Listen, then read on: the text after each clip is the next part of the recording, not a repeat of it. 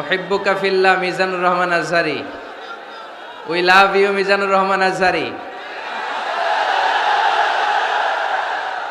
তারালিয়া শান্তি সংঘ থেকে আজহারি হুজুরকে আন্তরিক শুভেচ্ছা। আমরা আল্লাহর জন্য আপনাকে ভালোবাসি মিজানুর রহমান আজহারি। অনেক শ্রোতারা, অনেক দিনী ভাইরা প্লে কার্ড নিয়ে দাঁড়িয়েছে, সবারগুলো দেখাও যাচ্ছে না। সবার জন্য দোয়া আর ভালোবাসা। আমরা ভালোবাসা দিয়ে বিশ্ব জয় করব, ঠিক কিনা? হেরে যাবে ওদের হিংসার ষড়যন্ত্র, জিতে যাবে আমাদের ভালোবাসা। আমাদের ভালোবাসাকে হারায় দেওয়ার মতো শক্তি পৃথিবীর কারণে চিল্লায় বলো, ঠিক কিনা?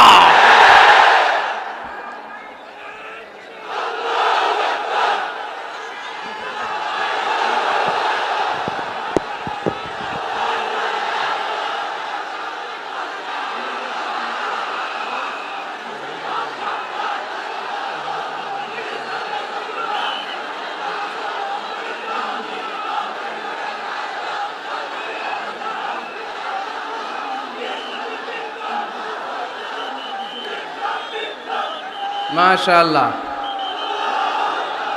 মাশাআল্লাহ। তাওহীদি জনতা এখন অনেক সচেতন।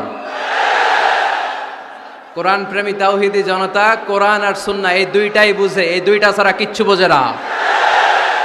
এই জন্য কোরআন আছে যেখানে আমরা আছি, সুন্নাহ আছে যেখানে আমরা আছি, ইসলাম আছে যেখানে আমরা আছি। এই গণজোয়ার, এটা কোরআনের পক্ষের গণজোয়ার। এই গণজোয়ার, এটা ইসলামের পক্ষের গণজোয়ার, ঠিক কিনা? আজকে এই ময়দান থেকে বিরিয়ানির প্যাকেট দেয়া হবে? দুনিয়াবি কোনো স্বার্থ পাওয়া যাবে? একজনকে খুশি করতে এসেছি, চিল্লায় বলতে হবে তিনি কে? এজন্য গণজোয়ার আটকানো যায় না। আপনারা বানের পানি যখন ছুটতে শুরু করে দেখছেন আপনারা? ওইটারে আটকানো যায়? আটকাইতে গেলে পানি খালি বাড়তে থাকে, ফুলে ফেপে উপরে উঠতে থাকে। এক সময় যারা বাদ দিতে আসে এদেরকে সব ভেঙে মেসাকার করে দেয়। আমাদের এই পবিত্র মঞ্চগুলো থেকে কোরআনের পক্ষে কথা হয়। এই পবিত্র মঞ্চগুলো থেকে আমার নবীর শানের ব্যাপারে কথা হয়। এই পবিত্র মঞ্চগুলো থেকে ইসলামের পক্ষে কথা হয়। আমরা যেন সবসময় কোরআনের পক্ষে থাকতে পারি। আল্লাহ তুমি তৌফিক দাও। আজকের মাহফিলটাকে আল্লাহ তুমি আমাদের নাজাতের ওসিলা বানাও। আওয়াজ করে উত্তর দেন, সকল প্রশংসার মালিককে, সকল ক্ষমতার উৎসকে। কেউ যেটা পারে না পারে কে? কেউ যেটা দেখে না দেখে কে? কেউ যেটা শোনে না শোনে কে? সে আল্লাহর জন্য আওয়াজ করে আমরা পড়ব আলহামদুলিল্লাহ। সবাই পড়েন, রব্বানা লাকাল হামদ হামদান কাসীরান তাইয়িবান মুবারাকান ফীহি ইয়া রাব্বি লাকাল হামদু কামা ইয়ানবাগি লিজালালি ওয়াজহিকা ওয়া আযীমি সুলতানিকা লাকাল হামদু বিল ঈমান লাকাল হামদু বিল ইসলাম লাকাল হামদু বিল কুরআন। আমরা প্রশংসা করলাম কার? সব সময় প্রশংসা করব কার? আমরা যেন মনিবের, আমার রব্বে করিমের, আল্লাহ রব্বুল ইজ্জা ওয়াল জালালের প্রশংসা যেন বেশি বেশি করতে পারে। আল্লাহ তুমি তৌফিক দাও। আরো জোরে পড়েন আমিন। উত্তর কাশিমপুর মডেল দাখিল মাদ্রাসার উদ্যোগে আজকের এই বিশাল তাফসিরুল কোরআনের মাহফিল। মাদ্রাসাটা কোন দিকে? এই পাশেই। সময় সকাল 10টা থেকে দিয়ে রাখছেন, এদেরকে তো কষ্ট দিচ্ছেন আপনারা।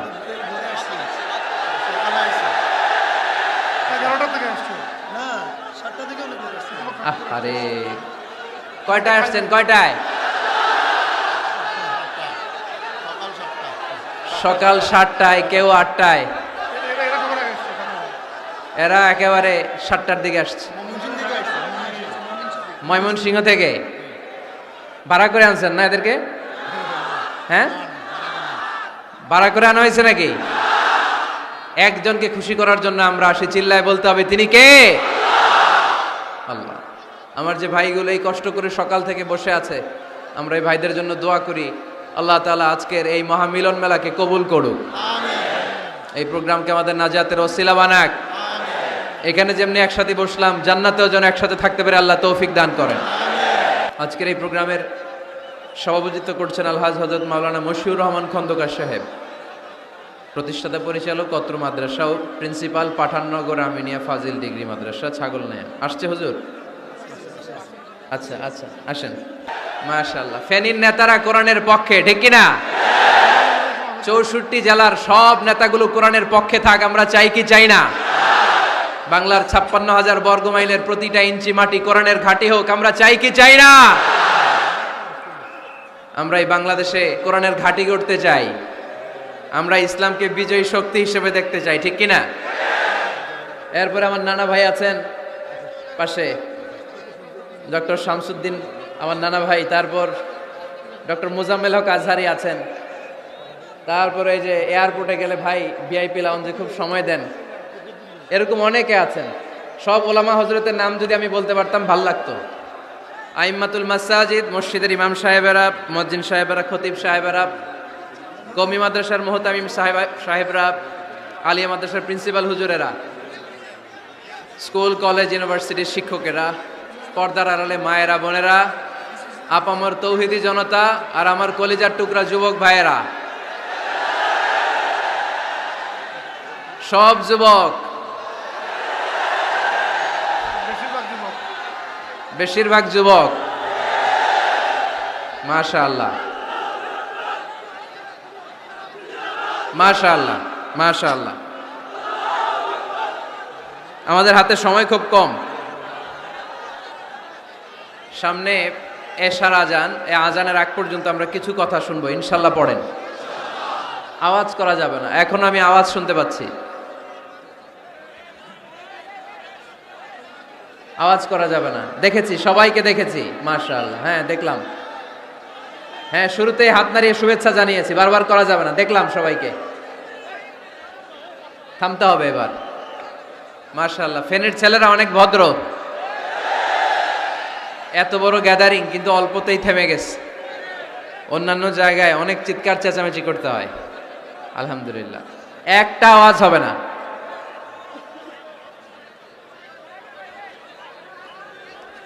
আমি বলেছি একটা আওয়াজ হবে না।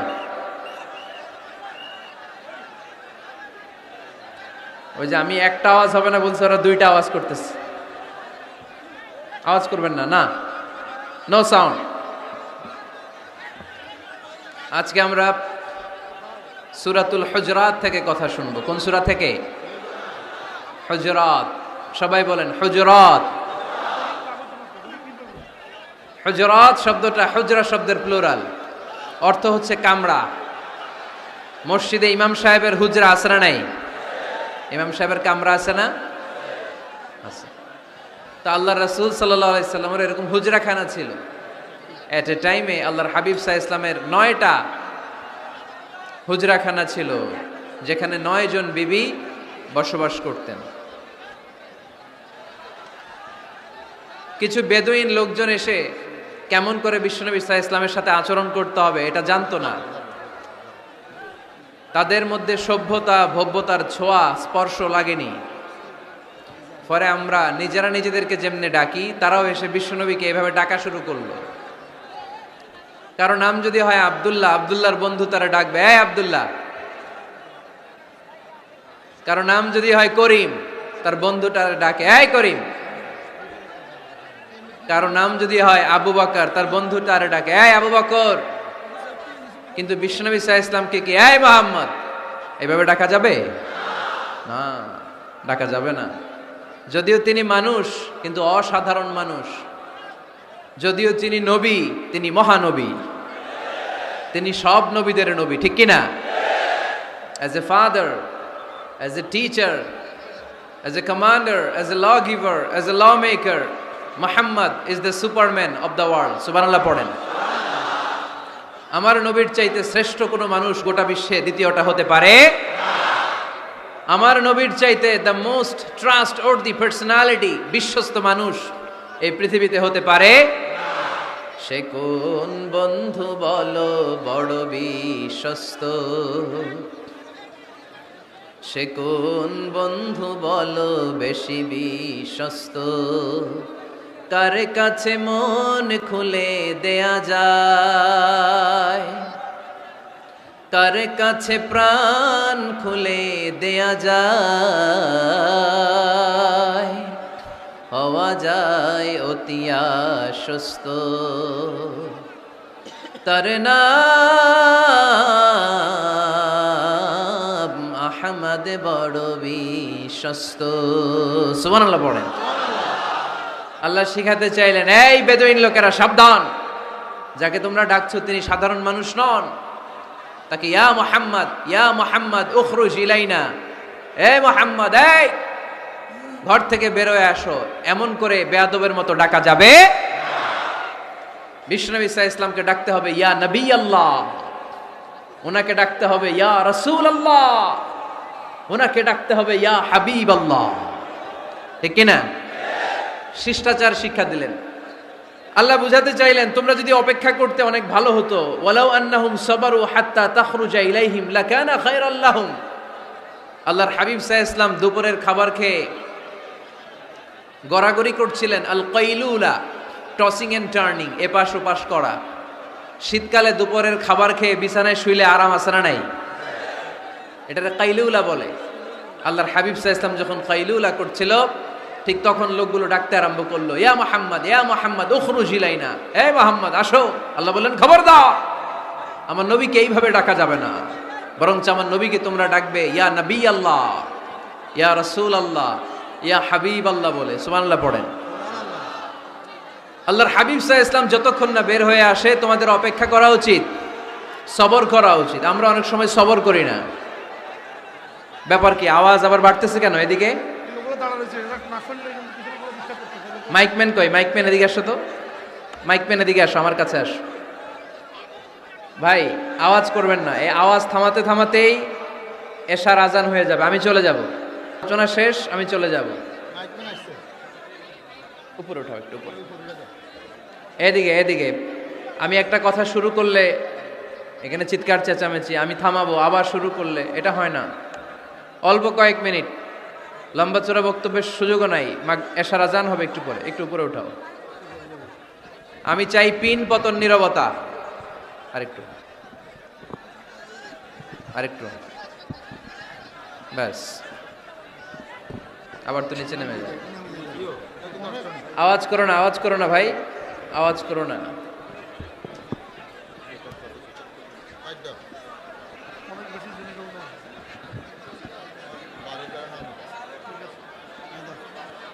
থামতে হবে, থামতে হবে। একজনও কথা বলবে না, একজনও না, নট এ সিঙ্গেল পারসন। হ্যাঁ ঠিক আছে, আবার কথা বলে, এটা ঠিক হয়ে গেছে। হ্যাঁ ঠিক আছে। তাহলে আমরা আমাদেরকে যেইভাবে ডাকি, আল্লাহর হাবিব সাল্লাল্লাহু আলাইহি ওয়াসাল্লামকে ওইভাবে ডাকা যায় না। আল্লাহ বললেন, খবরদার, তোমাদের উচিত ছিল অপেক্ষা করা, যতক্ষণ না আল্লাহর হাবিব সাল্লাল্লাহু আলাইহি ওয়াসাল্লাম বিশ্রাম শেষ করে বাইরে বেরিয়ে আসে। তাই কারো বাসায় গেলে অপেক্ষা করবেন যতক্ষণ না উনি আসে, আর যাওয়ার আগে অ্যাপয়েন্টমেন্ট নিয়ে যাবেন। আজকের প্রথম মেসেজ, কারোর সাথে দেখা করার আগে কি নিয়ে যাবেন? ফ্যানের ছেলেরা কথা বলে না, অ্যাপয়েন্টমেন্ট নিয়ে যেতে হবে। অনেকে খালি অস্থিরতা করে, চেয়ারম্যান সাহেবের বাড়িতে গেছে, সিগনেচার লাগবে, যেই অস্থির, আরে বেরোয় না কেন, চেয়ারম্যান সাহেব আসে না কেন, এতক্ষণ ধরে বসে আছে। এরকম বিরক্ত, খালি কমপ্লেইন করে, অভিযোগ করে, এরকম কিছু লোক আছে না নাই? খেয়াল রাখবেন, যারা ব্যর্থ, জীবনে ব্যর্থ, তারা সব সময় শুধু কমপ্লেইন করে, অভিযোগ, মানুষের কাছে অভিযোগ, আল্লাহর কাছে অভিযোগ, আমার এইটা নাই, ওইটা নাই, আল্লাহ আমার এইটা দাও নাই, ওইটা দাও নাই। আর সফল ব্যক্তিরা কখনো অভিযোগ করে না, খালি শুকরিয়া করে। ঠিক কিনা? Now the decision is yours, you wanna be successful or unsuccessful. আপনি সফল হতে চান না ব্যর্থ হতে চান? তাহলে সফল হলে সবসময় পড়তে হবে আলহামদুলিল্লাহ। কি পড়বেন? হুজুরের সাথে দেখা করতে গেছে, যে এই হুজুর আসে না কেন, কতক্ষণ ধরে বসে আছে। আরে হুজুরও মানুষ, হুজুরও অসুস্থ হয়, হুজুরেরও ফ্যামিলি আছে, হুজুরের ঘুমানো লাগে, হুজুর রোবট না।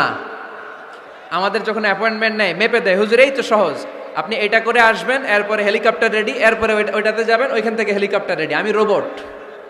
হুজুর কি রোবট? হুজুর তো মানুষ না। এগুলো করবেন না। ধৈর্য ধরতে শিখুন, একটু স্থির হন। স্টপ, অনেক হয়েছে, আর না। অস্থির জীবন আমরা চাই না। এই কোরআন আমাদেরকে অস্থির সময়ে স্বস্তির বাণী শোনায়, ঠিক কিনা? কিসের বাণী শোনায়? স্বস্তির বাণী। কোন সময়ে? অস্থির সময়ে স্বস্তির বাণী শোনায় কোরআন, ঠিক কিনা? এজন্য আজকের প্রথম মেসেজ হচ্ছে, কারো বাসায় গেলে পারমিশন নিতে হবে। দরজার সামনে যেয়ে আগে সালাম দিবেন 3 বার। কয়বার? অনুমতি চাইবেন, অনুমতি দিলে ঢুকবেন, অনুমতি না দিলে বের হয়ে চলে আসবেন। পারা যাবে?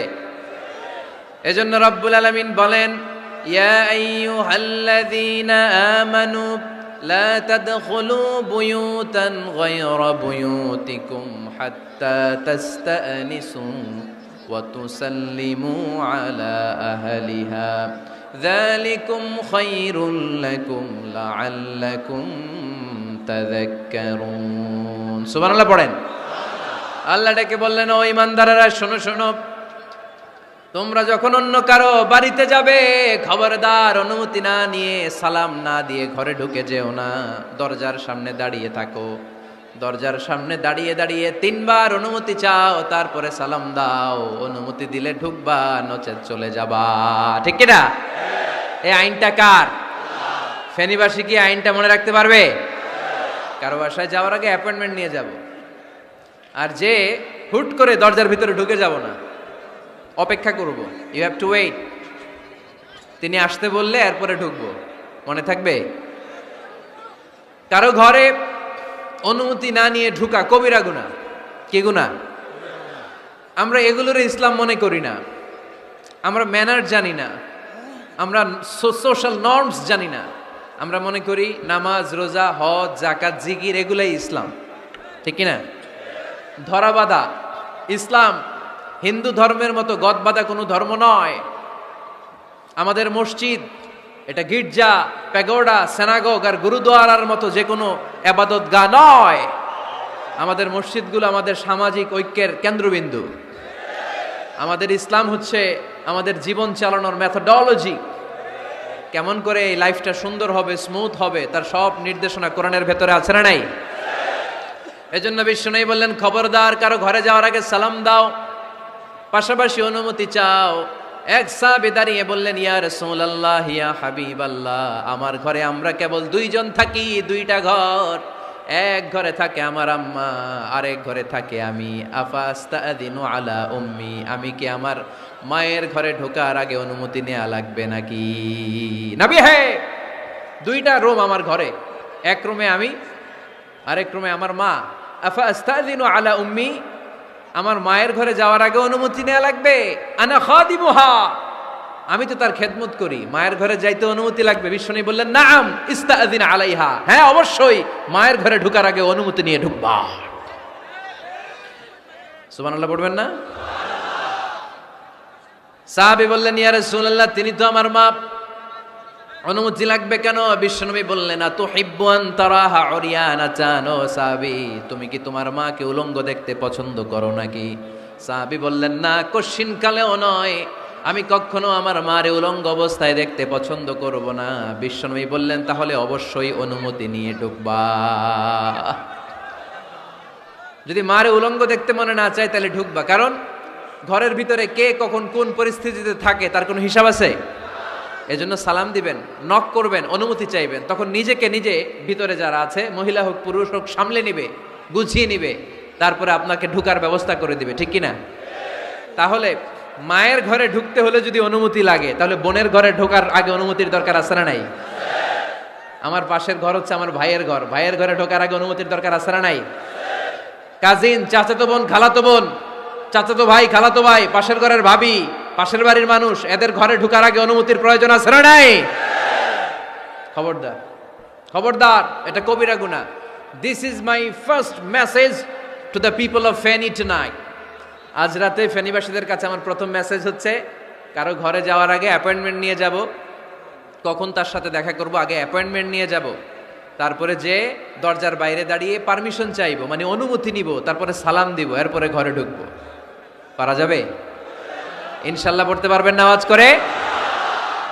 আজকে আলোচনার বিষয় হচ্ছে সূরাতুল হুজুরাত। সূরার নাম কি? হুজুরাত।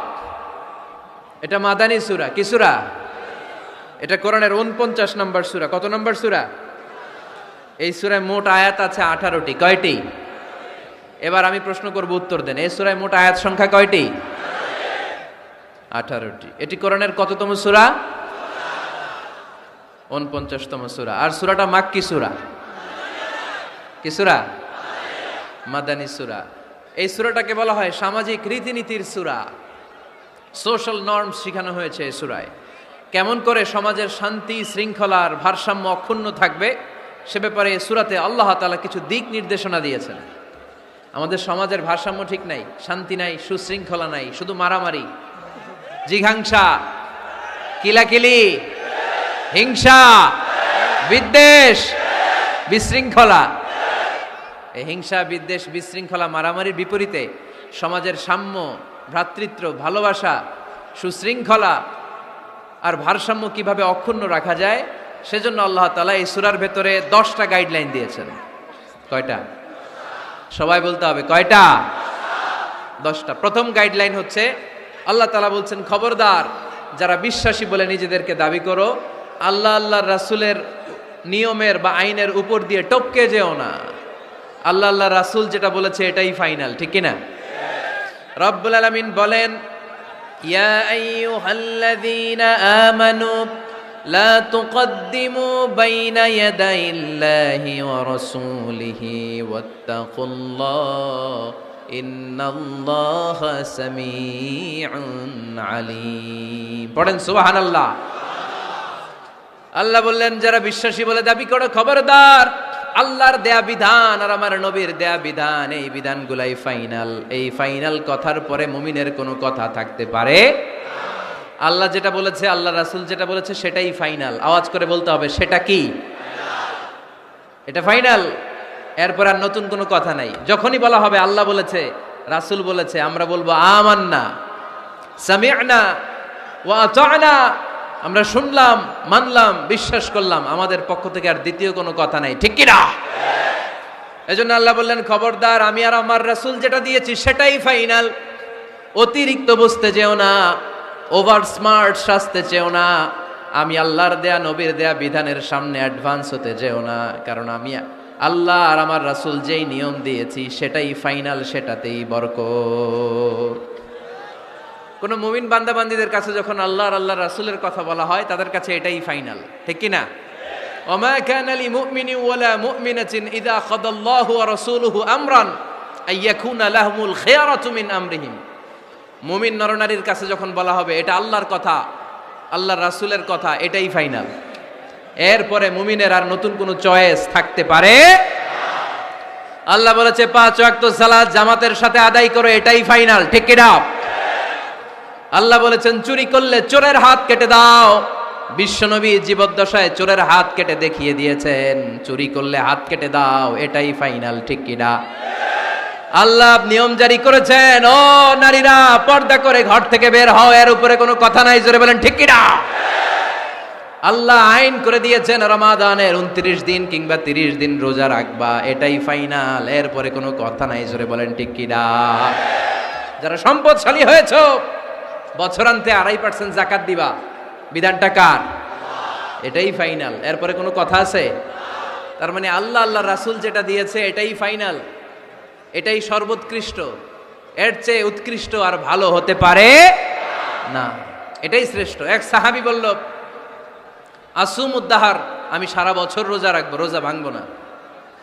আরেক সাহাবী বলল, আ'তাজিলুন নিসা, আমি আমার বউয়ের কাছে যাব না, আজীবন বৈরাগ্য জীবন যাপন করব।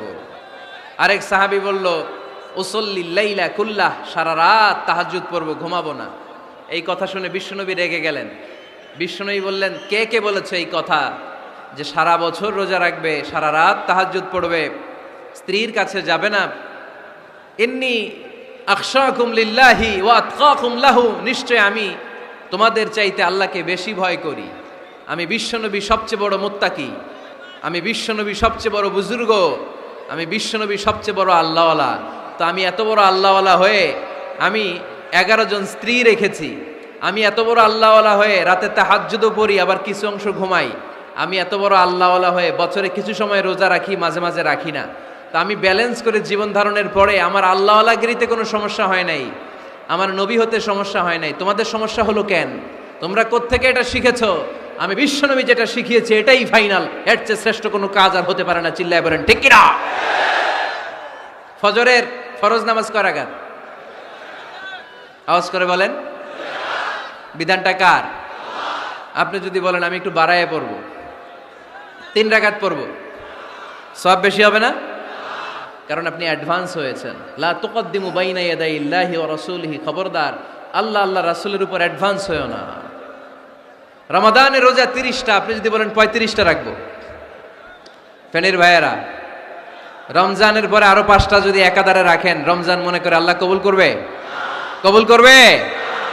তার মানে আল্লাহ আল্লাহ রাসূল যেটা বলেছে এটাই ফাইনাল, এর চেয়ে বেশি কিছু আর ইবাদত করা যাবে, এর চেয়ে শ্রেষ্ঠ ইবাদত হতে পারে না। বিষ্ণু ইসা ইসলাম বললেন সারা রাত তাহাজ্জুদ পড়লে এটা শ্রেষ্ঠ ইবাদত নয়, বরং রাতের কিছু অংশ ঘুমাবা, কিছু অংশ তাহাজ্জুদ পড়বা। আইয়ামুল বীজের রোজা রাখবা, সোম আর বৃহস্পতিবার রোজা রাখবা, আরাফার রোজা রাখবা, আশুরার রোজা রাখবা, শাওয়ালের 6 রোজা রাখবা। এর চেয়েও বেশি রাখতে চাইলে একদিন রোজা রাখবা, আরেকদিন রাখবা না, একদিন রাখবা, আরেকদিন রাখবা না। এর চেয়ে ভালো রোজার হতে পারে? হতে পারে না। আল্লাহর হাবিব সাল্লাল্লাহু আলাইহি ওয়াসাল্লাম বললেন সেই শ্রেষ্ঠ যে স্ত্রীদের সাথেও মেলামেশা করে আবার ইবাদতও করে। ইসলামের মধ্যে ভারসাম্য আছে না নাই? তাহলে বোঝা গেল আল্লাহর হাবিব সাল্লাল্লাহু আলাইহি ওয়াসাল্লাম আল্লাহর সবচেয়ে কাছের, তিনি সবচেয়ে বড় মুত্তাকি। ফেনীবাসী আওয়াজ করে বলেন তো, আমার নবীর চাইতে বড় মুত্তাকি হওয়া যাবে? আমার নবীর চাইতে বড় আল্লাহওয়ালা হওয়া যাবে? নামাজ কেমন করে পড়তে হয় এটা নবী শিখায় গিয়েছেন, এর চেয়ে বেশি কিছু করা যাবে? জিকির কেমন করে করতে হয় এটা বিশ্বনবী শিখিয়ে গিয়েছেন কি জান নাই? বিশ্বনবীর শিখানো পন্থার বাইরে নতুন পন্থায় জিকির করা যাবে? তাহলে আল্লাহ এবং আল্লাহ রাসূল যা শিখিয়েছে এটাই ফাইনাল। আল্লাহ আল্লাহ রাসূলের কথার উপরে আমরা দ্বিতীয় কোনো কথা বলতে চাই না। এটা হচ্ছে 1 নাম্বার গাইডলাইন। সমাজে যদি শান্তি আনতে চান এই গাইডলাইন মানতে হবে। বিশ্বাসীদের জন্য 2 নাম্বার গাইডলাইন হচ্ছে লা তারফাউ আসওয়াতাকুম ফাওকা সাউতিন নবী। খবরদার ওহে বিশ্বাসীরা, নবীর কণ্ঠের চাইতে যেন তোমাদের কণ্ঠ উঁচু হয়ে না যায়। আপনারা কথা শুনতেছেন? মনোযোগ আছে না গেছে? বনু তামিম গোত্রের নেতা কে হবে? আল্লাহর হাবিব সাল্লাল্লাহু আলাইহি ওয়াসাল্লাম পরামর্শ করছিলেন। সাইয়েদনা আবু বকর বললেন আমার মতামত হচ্ছে এই লোকটা নেতা হলে ভালো হয়, যোগ্য লোক। উমরে ফারুক বললেন না, উনি না। আবু বকর যেটা বলেছে ওইটা না, আমার মনে হয় এই লোকটা নেতা হলে ভালো হয়। আবু বকর বললেন না ওমর তুমি বুঝো না, আমি যারে বলছি সে ভালো। উমরে ফারুক বলে না আবু বকর, আমি যাকে বলেছি সে ভালো। এরকম মতামত দিতে দিতে তর্ক করতে করতে বিশ্বনবীর গলার চাইতে সাহাবীদের গলার আওয়াজ বড় হয়ে গিয়েছে। আল্লাহ এটা আরশের উপর থেকে বরদাস্ত করে নাই। আল্লাহ বলেছেন খবরদার, লা তারফাউ আসওয়াতাকুম ফাওকা সাউতিন নবী, নবীর কণ্ঠের চাইতে তোমাদের কণ্ঠ যেন উঁচু হয়ে না যায়। আমার নবীকে আমি তোমাদের বন্ধু বানিয়েছি, তোমাদের কাছে রেখেছি, তার মানে এই নয় যা মন চায় তাই নবীর সাথে আচরণ করবা, ঠিক কি না? কখনো যেন নবীর কণ্ঠের চাইতে কণ্ঠ উঁচু হয়ে না যায়। যদি নবীর গলার আওয়াজের চাইতে তোমাদের গলার আওয়াজ উঁচু হয়ে যায়, তোমাদের জীবনের সব নেক আমলগুলোকে আমি বাতিল করে দেব। আল্লাহ ধমক দিয়ে বললেন খবরদার, ইয়া আইয়ুহাল্লাযীনা আমানু লা তারফাউ আসওয়াতাকুম ফাওকা সাউতিন নবী ওয়ালা তাজহারু লাহু বিল কওলি কাজহারি বা'দিকুম লিবা'দিন আন তাহবাতা আ'মালুকুম ওয়া আনতুম লা তাশউরুন। পড়েন সুবহানাল্লাহ। আল্লাহ বললেন খবরদার, আমার নবীর কণ্ঠের চাইতে যেন তোমাদের কণ্ঠ উঁচু হয়ে না যায়। আমার হাবিবের কণ্ঠের চাইতে তোমাদের কণ্ঠ যদি উঁচু হয়ে যায় বেয়াদবি হয়ে যাবে, ফলে তোমাদের সব নেক আমল বাতিল করে দিবে কে? এই আয়াত নাজিল হওয়ার পরে সাহাবারা কেউ বিশ্বনবীর সামনে এসে বড় গলায় কথা বলে না, আস্তে আস্তে বলে। কেমনে বলে? ওমরে ফারুক এই আয়াত শুনে এত ভয় পেলেন, তিনি বিশ্বনবীর কাছে কোনো কথা নিয়ে আসলে ফিস ফিস করে বলতেন। বিশ্বনবী শুনতে পেতেন না, বলতেন এই ওমর কি বলছো, বুঝি নাই, জোরে বলো। ওমরে ফারুক সাউন্ড বাড়িয়ে জোরে বলতেন। বিশ্বনবী বলতেন এই কি বলেছ, এদিকে আসো, জোরে বলো। আমি শুনতে পাচ্ছি না, ওমর আরো জোরে বলো। ওমরে ফারুক আবার একটু সাউন্ড বাড়িয়ে আবার বলতে আরম্ভ করতেন। বিশ্বনবী বলতেন আমি শুনতে পাচ্ছি না, জোরে বলো। সুবহানাল্লাহ পড়েন। ভয়ে আন তাহবাতা আমালুকুম ওয়া আনতুম লা তাশউরুন, খবরদার, নবীর কণ্ঠের চাইতে যদি কণ্ঠ উঁচু হয়ে যায় সব নেক আমল বাতিল করে দিবে কে? আপনারা যারা হজ উমরা করেছেন, হজ আর উমরা করতে পেরেছেন কারা কারা দেখি? মাশাআল্লাহ। যারা করতে পারি নাই আমরা, আমাদেরকেও যেন আল্লাহ তাআলা তৌফিক দান করে, আমরা পড়ি আমিন। আমরা যেন কাবার চারপাশে তাওয়াফ করতে পারি, সাফা মারওয়ায় যেন সাই করতে পারি, আল্লাহর হাবিব সাল্লাল্লাহু আলাইহি ওয়াসাল্লামের কবরের সামনে দাঁড়িয়ে যেন আমরা সালাতু সালাম পাঠ করতে পারি। আওয়াজ করে পড়তে হবে আমিন। বিশ্বনবী সাল্লাল্লাহু আলাইহি ওয়াসাল্লামের কবরের উপরে এই আয়াতটা লেখা, যে আয়াত নিয়ে আমি এখন আপনাদের সামনে আলোচনা করছি। লা তারফাউ আসওয়াতাকুম ফাওকা সাওতিন নবী। দেখছেন না হাজী সাহেবরা, দেখে আসছেন না? আপনি যখন মসজিদে নববীতে নামাজ পড়বেন, আল্লাহর হাবিব সাল্লাল্লাহু আলাইহি ওয়াসাল্লামের কবর জিয়ারতের জন্য যখন রওনা হবেন, সর্বপ্রথম বাম দিকে পড়বে রাউদাতুম মিন রিয়াদিল জান্নাহ। এই জায়গাটা হলো দুনিয়ার বুকে জান্নাতের বাগান সমূহ থেকে একটা বাগান। আপনি হাঁটতে থাকবেন, হাঁটতে হাঁটতে রাউজাতুম মিন রিয়াদিল জান্নাহ পার হওয়ার পরে বাম দিকে পড়বে বিশ্বনবীর কবর। বিশ্বনবীর কবরের সামনে দাঁড়িয়ে কোনো উম্মত সহ্য করতে পারে নাকি? ধৈর্য ধারণ করতে পারে নাকি? আজীবন যেই নবীর কথা শুনলাম, আজীবন যেই নবীর হাদিস চর্চা করলাম, আজীবন যেই নবীর ভালোবাসা হৃদয়ের মধ্যে ধারণ করলাম, ওই নবী নাকি এই জায়গায় শোয়া, ওই নবী নাকি এখানে শুয়ে আছে, এটা কল্পনা করলে কোনো উম্মত ধৈর্য ধারণ করতে পারে? কলিজাটা ছিঁড়ে খান খান হয়ে যায়, চিৎকার দিয়ে নবীরে ডাক দিতে মনে চায়। কিন্তু আল্লাহ বলেছেন খবরদার, কবরের উপরে এই আয়াতটা লেখা, লা তারফাউ আসওয়াতাকুম ফাওকা সাওতিন নবী, খবরদার, এটা নবীর দরবার, এখানে বড় গলায় চিৎকার চেঁচামেচি করে কোনো আওয়াজ করা যায় না। চিল্লায় বলেন ঠিক কি না? এজন্য আল্লাহ বললেন লা তারফাউ আসওয়াতাকুম ফাওকা সাওতিন নবী, খবরদার, নবীর কণ্ঠের চাইতে যেন কণ্ঠ উঁচু হয়ে না যায়। এই আয়াতের হুকুম আল্লাহর হাবিব সাল্লাল্লাহু আলাইহি ওয়াসাল্লামের জীবদ্দশা অবস্থায় যেমন ছিল ঠিক এখনো এটারে বলবৎ রেখেছে কে? তাই ওইখানে আল্লাহর হাবিব সাল্লাল্লাহু আলাইহি ওয়াসাল্লামের কবরের সামনে বুক ফেটে কান্না আসে, আমার নবী, আমার পেয়ারা নবী এখানে, পেয়ারা রাসূল শুয়ে আছে, এটা জেনেও আমি চিৎকার দিতে পারি না, আমি হই হুল্লোড় করতে পারি না, আমি লাফাতে পারি না, আমি শুধু চোখের পানি ছেড়ে আমার নবীরে সালাম পাঠাতে পারি। ঠিক কিনা? এই আয়াতের হুকুম শুধু নবীর ক্ষেত্রেই প্রযোজ্য নয়, আব্বা আম্মার ক্ষেত্রেও প্রযোজ্য। আব্বা আম্মার সামনে দাঁড়িয়ে বড় গলায় কথা বলা যাবে? উস্তাদ আল আসাতেজা যারা আমাদেরকে শিখিয়েছেন তাদের সামনে বড় গলায় কথা বলা যাবে না। আধ্যাত্মিক গুরু, ইসলামী আন্দোলনের নেতা, ধর্মীয় নেতা, ওনাদের সামনেও চোখ রাঙিয়ে কথা বলা যাবে না। চিল্লায় বলেন ঠিক কিনা? লা তারফাউ আসওয়াতাকুম ফাওকা সাওতিন নবী। আদব নাই সমাজে, আদব নাই, এজন্য এত মহা সমস্যা। তাহলে প্রথম মেসেজ হচ্ছে আল্লাহ আল্লাহর হাবিব যা বলেছেন ওইটাই ফাইনাল, ওইটার উপরে কোনো কথা আছে? দ্বিতীয় মেসেজ হচ্ছে নবীর দরবারে দাঁড়িয়ে বড় গলায় কথা বলা যাবে। 3 নম্বরে আল্লাহ বললেন ইয়া আইয়ুহাল্লাযীনা আমানু ইন জাআকুম ফাসিকুম বিনাবাইন ফাতাবায়ানু। ও বিশ্বাসীরা, ও ঈমানদার বান্দারা, তোমাদের সামনে যদি কোনো পাপাচারী, কোনো ফাসেক যদি কোনো খবর নিয়ে আসে, খবরটা বিশ্বাস করার আগে যাচাই করে নিও। ফাতাবায়ানু ইয়ানি ফাতাসাব্বাতু আন সিহহাতিল খবর, খবরটা সহি কিনা যাচাই করার দরকার আছে না নাই? ইযা জাআকুম ইন জাআকুম ফাসিকুম বিনাবাইন ফাতাবায়ানু। ফেনীবাসী মনোযোগ দিয়ে শুনেন, কেউ যদি কোনো তথ্য নিয়ে আসে, খবর নিয়ে আসে, শুনেই হুট করে বিশ্বাস করা যাবে না। ফেসবুকে প্রায় বিভিন্ন ফেক নিউজ আছে না নাই? রুমর, গুজব আছে না নাই? আমি তখন মালয়েশিয়া, হঠাৎ করে দেখলাম নিউজের মধ্যে অনেকে স্ট্যাটাস দিতে শুরু করেছে যে পেঁয়াজের মতো লবণেরও দাম বেড়ে গেছে। এটা কি সত্য নিউজ না গুজব? জোরে বলেন।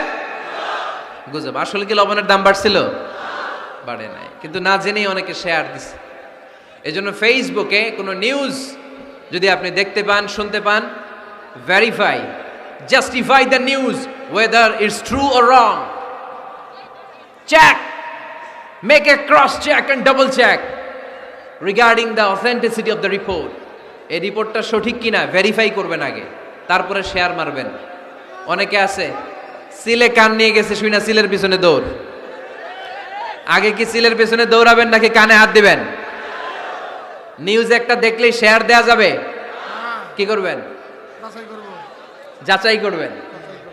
You have to cross check, you have to justify the news, you have to verify the news. আমরা প্রায় নিউজ একটা দেখলেই শেয়ার দেই। হয়তো একটা ভুল নিউজ আপনি শেয়ার দিয়েছেন, এই ভুল নিউজের কারণে পুরো সমাজের মধ্যে গোলমাল, এর দায়ভার আপনার কাঁধেই বর্তাবে। আওয়াজ করে বলেন ঠিক কিনা? এই ভুয়া নিউজগুলোতে আমাদের খুব আগ্রহ। ফেসবুক নিজের মন মতো ব্যবহার করা যাবে না। প্রায় ফেসবুকে অনেক রুমর পাবেন, গুজব, অনেক স্ক্যান্ডাল। অমুক নেতার গোপন ভিডিও ফাঁস। তো অমুক নেতার গোপন ভিডিও ফাঁস, তোর কি হয়েছে? তোর সমস্যা কি? ওইটা তোর শেয়ার দেয়া লাগবে কেন? চিল্লায় বলেন ঠিক কিনা? মানুষের দোষ আমরা গোপন করতে পারি না। মান সাতারা মুসলিমান সাতারাহুল্লাহু ফিদ দুনিয়া ওয়াল আখিরা। যে অন্যের দোষ দেখে গোপন রাখে, তার দোষগুলো গোপন রাখবে কে? ওমান কাশাফা মুসলিমান কাশাফাহুল্লাহু ফিদ দুনিয়া ওয়াল আখিরা। যে অন্যের গোপন বিষয় প্রকাশ করে দেয়, ওর গোমরও কিয়ামতের ময়দানে ফাঁস করে দিবে কে? আপনি 10 জনের সামনে অন্যের গোপন বিষয় ফাঁস করবেন, আল্লাহ লাখো মানুষের সামনে আপনার ল্যাংটা করে ছেড়ে দিবে। লক্ষ মানুষের সামনে আপনার গোমর ফাঁস করে দিবে। এজন্য খবরদার, অন্যের পিছনে লেগে থাকেন না, অন্যের দোষ খুঁজেন না, দোষ খুঁজবেন নিজের। ইন জাআকুম ফাসিকুম বিনাবাইন ফাতাবায়ানু। মুমিন কোন তথ্য, কোন সংবাদ, কোন রিপোর্ট কিংবা নিউজ শুনলেই বিশ্বাস করে না। মুমিন আগে এটাকে যাচাই করে, বাছাই করে, জাস্টিফাই করে, ভেরিফাই করে, তারপরে সে বিশ্বাস করে। ঠিক কিনা? আল্লাহর হাবিব সাল্লাল্লাহু আলাইহি ওয়াসাল্লাম বনুল মুস্তালিকের যুদ্ধে জয়লাভ করলেন। হারিস ইবনে মিরার বনুল মুস্তালিকের নেতা। শুনতেছেন আপনারা? কষ্ট হচ্ছে? আচ্ছা। হারিস ইবনে মিরার বললেন, ইয়া রাসূলুল্লাহ, আমরা ইসলাম ধর্ম গ্রহণ করলাম, কি কি নিয়ম মানতে হবে? আল্লাহর হাবিব সাল্লাল্লাহু আলাইহি ওয়াসাল্লাম বললেন, সালাত পড়বে, যাকাত দিবে। উনি বললেন, তাহলে যাকাত নেন। আল্লাহর হাবিব বললেন, না, এই তো মাত্র কালিমা পড়ে মুসলমান হলে, হালানিল হাউল, 1 বছর অতিক্রান্ত হওয়ার পরে যাকাত দিবে। আল্লাহর হাবিব সাল্লাল্লাহু আলাইহি ওয়াসাল্লাম মদিনায় ফিরে আসলেন। 1 বছর পর আল ওয়ালিদ ইবনে উকবাহ রাদিয়াল্লাহু তাআলা আনহুকে পাঠালেন, যাও বনুল মুস্তালিকের 1 বছর পূর্ণ হয়েছে, যাকাতের সম্পদ নিয়ে আস। এইদিকে হারিস ইবনে মিরার যাকাতের সম্পদ নিয়ে, সৈন্যবাহিনী নিয়ে, নবীর দূত আসবে যাকাত কালেকশনের জন্য, ওনার জন্য মেহমানদারিতে কোনো ঘাটতি না হয়, ওয়েল রিসিপশন দেওয়ার জন্য এলাকা থেকে বের হয়ে মরুভূমির সামনে দলবল নিয়ে দাঁড়িয়ে। ওয়ালিদ ইবনে উকবা যখন যাকাতের সম্পদ কালেক্ট করার জন্য বনুল মুস্তালিকের ওদিকে যেতে শুরু করেছে, এলাকায় ঢোকার আগেই দেখে বনুল মুস্তালিকের লোকেরা ঘোড়সাওয়ার বাহিনী দাঁড়ায় আছে। এই দৃশ্য দেখে ওয়ালিদ ইবনে উকবা মনে করেছে বনুল মুস্তালিক মনে হয় তাকে হত্যা করার জন্য দাঁড়িয়ে রয়েছে। আসলে কি হত্যার জন্য দাঁড়ায় আছে? কি জন্য দাঁড়ায় আছে? ওয়েলকামিং রিসিপশন দেওয়ার জন্য। উনি ভয় পেয়ে অ্যাবাউট টার্ন, তথ্য যাচাই না করে মনে করছে আমারে মারবে, ধরবে, about turn, return back to Medina. মদিনায় চলে গেলেন, যে বলে, ইয়া রাসূলুল্লাহ, বনুল মুস্তালিক যাকাত দেওয়া তো দূরের কথা, এগুলো তো সব কাফের হয়ে গেছে। ইয়া রাসূলুল্লাহ, ওরা তো মনে হয় কাফের হয়ে গিয়েছে, যাকাত প্রদান করা তো দূরের কথা, মারার জন্য সৈন্যবাহিনী নিয়ে অ্যাটাক করেছে। বিশ্বনবী রেগে গেলেন।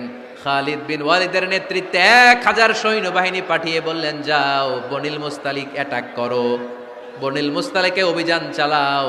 আল্লাহ বললেন, নবী অভিযান পরে চালান। ইন জাআকুম ফাসিকুম বিনাবাইন ফাতাবায়ানু। সুবহানাল্লাহ পড়েন। নবী হে, অভিযান পরে চালান।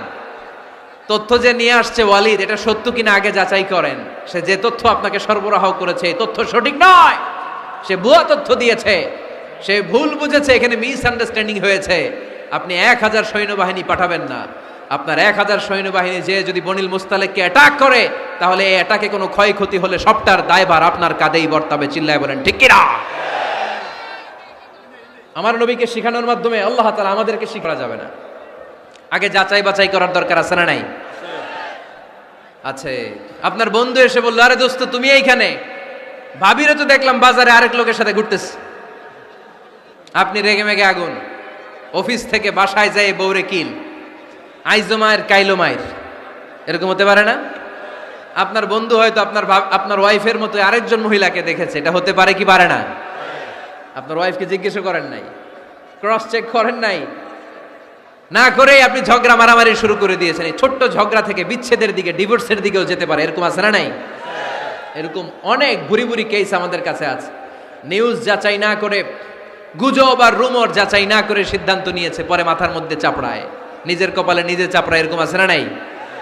তাহলে আল্লাহ তাআলার দেয়া 3 নাম্বার গাইডলাইন হচ্ছে, কোনো তথ্য শুনেই বিশ্বাস করা যাবে না, আগে যাচাই করতে হবে। আওয়াজ করে বলেন, আগে কি করতে হবে? যাচাই করতে হবে। যাচাই বাছাই ছাড়া আজ থেকে ফেসবুকে আমরা আর কোনো নিউজ শেয়ার দিব? দিবেন? মনে থাকবে? আরে এগুলাই তো জরুরি ওয়াজ।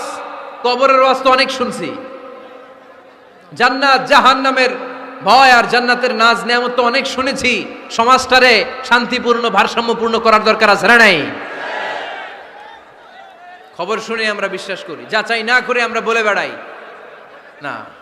যাচাই না করে, নিশ্চিত না হয়ে আজ থেকে কোন নিউজ আমরা ফেসবুকে শেয়ার দিব না। 4 নম্বরে আল্লাহ বললেন,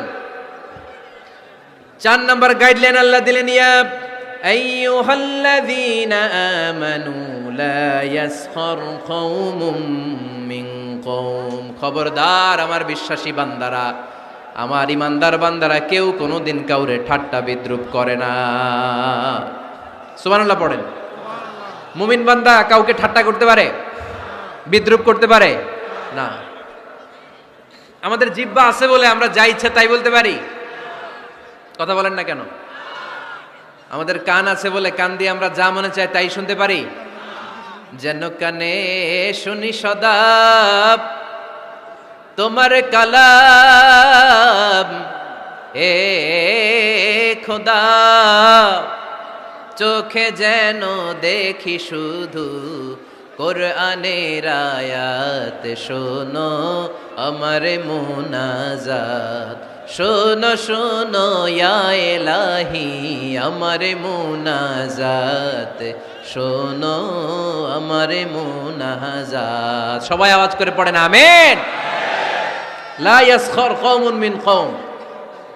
মুমিন বান্দা কখনো অন্য কাউকে ঠাট্টা করবে না। আমার কোনো ভাই মনে কষ্ট পায়, এরকম কোনো ঠাট্টা বিদ্রূপ খোঁচা মেরে পোক মেরে কথা বলা যাবে না। এটা তার চেহারা নিয়ে না, তার পেশা নিয়ে না, তার বংশ নিয়ে না, তার পরিবার নিয়ে না। তার বাবা চুরি করেছে, আমি কি বলতে পারবো তুই চোরের ঘরের চোর? বলে কি বলে না? কেউ একটু মোটা হইলে কয় তুই মোটুর ঘরের মোটু, চোখে কম দেখলে কে তুই কানার ঘরের কানা। আছে না নাই? না না, স্টপ, থামেন, অনেক হয়েছে, আর না, এগুলো বলা যাবে না। কারো আকৃতি নিয়ে খোটা দেয়া, ঠাট্টা করা, এটা স্বয়ং আল্লাহর সাথে ঠাট্টা করার শামিল, ঠিক কিনা? কারো নাক যদি ছোট হয়, এরে কয় বোচা, তোর নাক বোচা। ফেনীতে আপনারা কি বলেন? হ্যাঁ, তো এই যে যার নাক বোচা হয়েছে, ও কি নিজে বানাইছে? যার নাক খাড়া, এটা বানাইছে কে?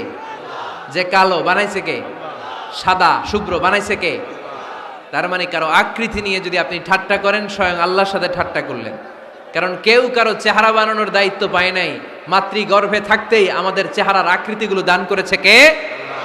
হুয়াল্লাযী ইউসাউইরুকুম ফিল আরহামি কাইফা ইয়াশা লা ইলাহা ইল্লা হুয়াল আজিজুল হাকীম। তিনি এমন সত্তা, তোমরা যখন তোমাদের মায়ের পেটের ভেতরে ছোট্ট একটা ভ্রূণ কণা ছিলা, তখনই তোমাদের চেহারার আকৃতি দিয়েছে কে? মায়ের পেটে থাকতেই কে ছেলে হবে, কে মেয়ে হবে, কে সুশ্রী হবে, কে শ্যামলা হবে, কার নাক লম্বা হবে, কারটা খাটো হবে, এগুলো ফিক্স করে রেখেছে কে?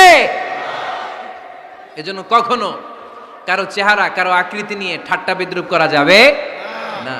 কারণ এই চেহারা আমরা বানাই নাই, বানাইছে কে? প্রত্যেককে যদি আল্লাহ তাআলা প্রত্যেকের নিজের চেহারা ডিজাইন দেওয়ার সুযোগ দিত, তাহলে আমরা আমাদের চেহারা কি এরকম বানাইতাম? কি করতাম? আপনাকে যদি আপনার চেহারা তৈরি করার ডিজাইন আল্লাহ দিত, যে তুমি যেমন মনে চাই নিজের চেহারাটার ডিজাইন দাও, কেমন বানাতেন নিজেকে? কথা বলেন, কয়েকজন বলেন না?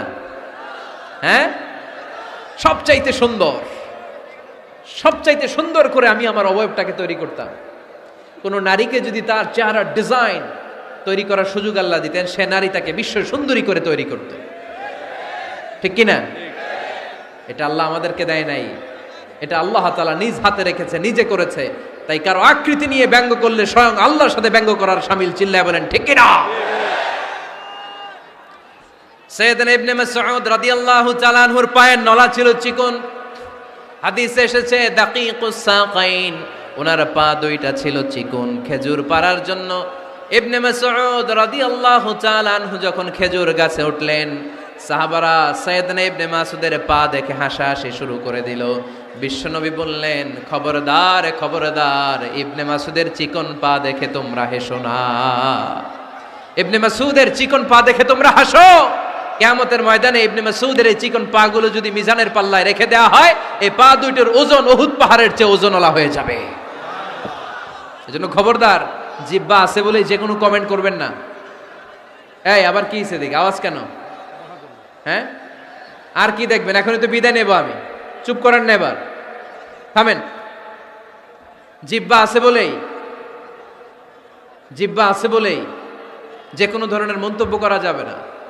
আল্লাহর হাবিব সাল্লাল্লাহু আলাইহি ওয়াসাল্লাম বলেছেন, মাইয়াদমান লি মা বাইনা লিহিয়াইহি ওয়া মা বাইনা রিজলাইহি আদমান লাহুল জান্নাহ। ও আমার উম্মতেরা, তোমাদের মধ্য থেকে কেউ যদি আমাকে দুইটা অঙ্গের গ্যারান্টি দেয়, কয়টা অঙ্গের? সবাই বলতে হবে, কয়টা?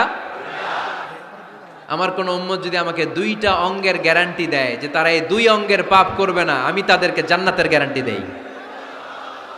এক নম্বরে মা বাইনা লিহিয়াইহি, দুই চোয়ালের মাঝখানে যা থাকে মানে জিহ্বা। আমার কোন উম্মত যদি আমারে গ্যারান্টি দেয় জিহ্বা দিয়ে কোনো মিথ্যা বলবে না, কাউরে বাজে কথা বলবে না, ঠাট্টা বিদ্রূপ করবে না, জিহ্বা দিয়ে যে এই পাপ কাজগুলো হয় এগুলো করবে না, আর দুই রানের মাঝখানে যে অংশ আছে লজ্জাস্থান, এই দুইটা অঙ্গের গ্যারান্টি যদি আমার কোন উম্মত আমারে দেয়, আমি আমার ওই উম্মতকে জান্নাতের গ্যারান্টি দিয়ে দেব।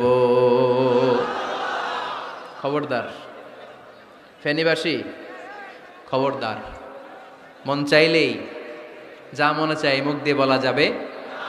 আমার রাসূল সাল্লাল্লাহু আলাইহি ইসলামের 11 জন স্ত্রী, এর মধ্যে একজন স্ত্রী ছিলেন একটু স্থূল আকৃতির, মানে মোটা। কি ছিলেন জানেন? ওই স্ত্রীর নাম কি? সফিয়া। কি নাম? সফিয়া বিনতে হুয়াই ইবনে আখতাব। উনি আল্লাহর হাবিব সাল্লাল্লাহু আলাইহি ইসলামের সব স্ত্রীদের মধ্য থেকে একটু স্থূলকার ছিলেন, একটু ফেটি ছিলেন, মোটা ছিলেন। আম্মা জান আয়েশা একবার ওনার প্রতি রেগে আল্লাহ রাসূল সাল্লাল্লাহু আলাইহি ইসলামের কাছে বিচার দিলেন যে আপনার মুটকি বউ। আল্লাহর হাবিব সাল্লাল্লাহু আলাইহি ইসলাম এই কথা শুনে রেগে গেলেন। আয়েশা, এটা তুমি কি বললা? তুমি সফিয়ারে মুটি বলে গালি দিলা। লাকাদ কুলতিলা কালিমাতান লাউ মুজিজাতহু লা মাযহাজাতিল বাহর। আয়েশা, তুমি এমন একটা কথা সফিয়ার শানে বলেছো, এই কথাটাকে যদি সাগরের মধ্যে ঢেলে দেওয়া হয়, এই কথাটার তিক্ততা আর পঙ্কিলতা পুরো সাগরের নীল পানিকে মুহূর্তে কালো করে দিবে। এজন্য খবরদার, জিহ্বা সামলান। সাহাবারা রাদিয়াল্লাহু তাআলা আনহু আজমাইন, ওনারা জিহ্বা ধরে মাঝে মাঝে জিহ্বার মধ্যে বাড়ি দিতেন আর কাঁদতেন আর বলতেন, জিহ্বা, তোর কারণে কিয়ামতের দিন আমরা আল্লাহর কাছে ধরা খেয়ে যাব। মুমিন চাইলেই এই মুখ দিয়ে যা মনে চায় বলতে পারে। তাহলে 4 নাম্বার গাইডলাইন হচ্ছে লা ইয়াসখার কওমুন মিন কওম, কোন বিশ্বাসী বান্দা কখনো অন্য বিশ্বাসী বান্দাকে ঠাট্টা বিদ্রূপ করতে পারবে। 5 নম্বরে আল্লাহ বললেন, ওয়ালা তালমিজু আনফুসাকুম, খবরদার অন্যের দোষ খুঁজবা না। ও আমার বিশ্বাসী বান্দারা, নিজের দোষ খোঁজো, অন্যের দোষ খোঁজো না। দেখেন সমাজটারে শান্তিপূর্ণ বানানোর জন্য আল্লাহর পক্ষ থেকে কি সুন্দর মোরাল এন্ড এথিক্যাল ইনস্ট্রাকশনস, কি চমৎকার গাইডলাইন। অন্যকে ঠাট্টা করো না। ওয়ালা তালমিজু আনফুসাকুম, নেভার ডিফেম ইচ আদার, একে অপরের দোষ খোঁজো না, নিজের দোষ খোঁজো। কার দোষ খুঁজবেন? আরো জোরে বলতে হবে, কার দোষ খুঁজবেন? অন্যের দোষ খোঁজা যাবে? কিছু লোক আছে দেখবেন সারা দিন চায়ের দোকানে বসে, এই বাড়িতে এই সমস্যা, ওই বাড়িতে এই সমস্যা, ওই বাড়িতে এই সমস্যা, তোর বাড়িতে কি সমস্যা? কিছু লোক আছে কিছু লোক আছে এই হুজুরের এইটা খারাপ, এই হুজুরের ওইটা ভালো না, এইটা খারাপ, এইটা সমস্যা, এটা সমস্যা। তোর কি সমস্যা? তোর সমস্যা তুই খুঁজে বের কর, নিজের সমস্যা খুঁজে বের কর। যে নিজে নিজের সমালোচনা করতে পারে সেই সর্বাপেক্ষা বুদ্ধিমান। এজন্য খবরদার আমার কলিজার টুকরা যুবক ভাইয়েরা, কখনো কখনো কাউকে ব্যঙ্গ করে, বিদ্রুপ করে, ছোট করে কোনো মন্তব্য করা যাবে না। কখনো অন্যের দোষ খোঁজা যাবে না। দোষ আমরা খুঁজবো নিজের দোষ, ঠিক কিনা? দোষ আমরা খুঁজবো কার দোষ? চিল্লায় বলতে হবে কার দোষ? নিজের দোষ খুঁজতে হবে। যারা নিচু মনের মানুষ এরা মানুষের দোষ নিয়ে কথা বলে। Small people talk about people, average people talk about things and stories, and great people talk about ideas. যারা নিচু মনের মানুষ এরা মানুষের দোষ নিয়ে কথা বলে। যারা মাঝারি ধরনের মানুষ এরা এলাকার ঘটনা টটনা বিভিন্ন বিষয় নিয়ে কথা বলে। আর যারা বড় মনের মানুষ এরা আইডিয়া নিয়ে কথা বলে। তারা তাদের আইডিয়াকে কাজে লাগিয়ে সমাজটারে পাল্টে দিতে চায়। যুগ জামানা পাল্টে দিতে চাই না অনেকজন, এক মানুষই আনতে পারে জাতির জাগরণ। এক মানুষই বিপদকালে বাঁচায় কাফেলায়, ক্ষুদ্র ডিঙ্গি বাঁচায় জাহাজ অসীম দরিয়ায়। এজন্য নিজেকে শুধরাতে হবে। ওয়ালা তালমিজু আনফুসাকুম, অন্যের দোষ খোঁজো না, নিজের দোষ খোঁজো। তাহলে ফেনীবাসীরা এই হোক আমাদের স্লোগান, আমরা নিজেদের দোষ খুঁজবো বেশি, অন্য কারো দোষ কখনো খুঁজবো না। আপনি নিজে ঠিক হয়ে যান, দুনিয়া এমনি ঠিক হয়ে যাবে। নিজে ঠিক তো দুনিয়া ঠিক। নিজেকে শুধরান। অন্যের দোষ দেখে তো আমার লাভ নাই। ও কি করছে এটা ও জবাব দিবে, আমি কি করেছি আল্লাহর সুপ্রিম কোর্টের কাঠগড়ায় সেদিন আমাকে জবাব দিতে হবে। চিল্লায় বলো ঠিক কিনা? এজন্যে অন্যের দোষ যেন আমরা না খুঁজি, নিজেকে যেন পরিবর্তন করি। পরিবর্তন করতে রাজি আছি তো সবাই? পরিবর্তনের অগ্রনায়ক হতে রাজি আছি তো সবাই? সিদ্ধান্ত নিতে হবে, শক্ত সিদ্ধান্ত। দাঁড়াতে হবে, সৈনিকের মতো দাঁড়াতে হবে, ঠিক কিনা? আধারে ভয় পেও না, আলো আছে আড়ালে, অন্ধকার পালিয়ে যাবে তুমি উঠে দাঁড়ালে। নিজেকে দাঁড়াতে হবে, নিজের সাথে নিজের শক্ত বোঝাপড়া করতে হবে। অন্যের দোষ খোঁজার সময় আমাদের নাই। চিল্লায় বলো ঠিক কিনা? দোষ খোঁজা যাবে না, নিজের দোষ নিজের আমরা খুঁজবো। বসেন বসেন। কি ঢুকছে এখানে? হ্যাঁ, কারেন্টে শক করছে। সাপ, সাপ আওয়াজ শুনতে আসে।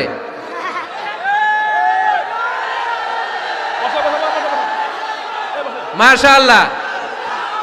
এইখানে এখানে শ্রোতা হিসেবে আছে বীর মুজাহিদ, মেরে ফেলছে এটারে।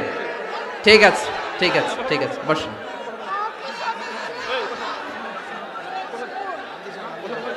এখনো কথা বাকি, বসেন। একটা আওয়াজ হবে না, একটা আওয়াজ হবে না। আবার আওয়াজ হয় এখানে। তাহলে ফেনীর ভাইয়েরা অন্যের দোষ খুঁজবে না, নিজের দোষ খোঁজা যাবে? যাবে যাবে? ক্লান্ত হয়ে গেছেন? কষ্ট হচ্ছে? তারপরে 7 নম্বরে আল্লাহ বললেন ওয়ালা তানাবাজু বিল আলকাব, ওয়ালা তানাবাজু বিল আলকাব। এই ছেলে রাই, আমি এখনই উঠে যাব, বিদায় নিচ্ছি, বসো। বসেন ভাই, বসেন। এগুলো অনেক জরুরি কথা, মনোযোগ দিয়ে শুনেন। ওয়ালা তানাবাজু বিল আলকাব, মানুষকে মন্দ নামে ডেকো না। অনেকের নাম চেঞ্জ করে ডাকি, আছে না নাই? না, আমার কলিজার টুকরা ফেনীর ভাইয়েরা, আজ থেকে কখনো কারোর নাম চেঞ্জ করে আমরা ডাকবো না। যে নামে তাকে ডাকলে সে খুশি, আমরা ওই নামে ডাকবো, পারবো তো? কারণ প্রত্যেকের নামটা প্রত্যেকের কাছে বড্ড দামি, প্রত্যেকের নামটা প্রত্যেকের কাছে বড্ড প্রিয়। আপনার নাম কি? লিটন ভাই, মাউল হক লিটন ভাই। আপনার কাছে মনে হইতে পারে আরে লিটন একটা নাম হইলো, এ তো কত আছে আমাদের এলাকায়। না, এলাকায় অনেক আছে ঠিক, কিন্তু লিটন ভাইয়ের কাছে লিটন নামটা খুব আদরের, যত্নের, ঠিক কিনা? আমার নাম কি?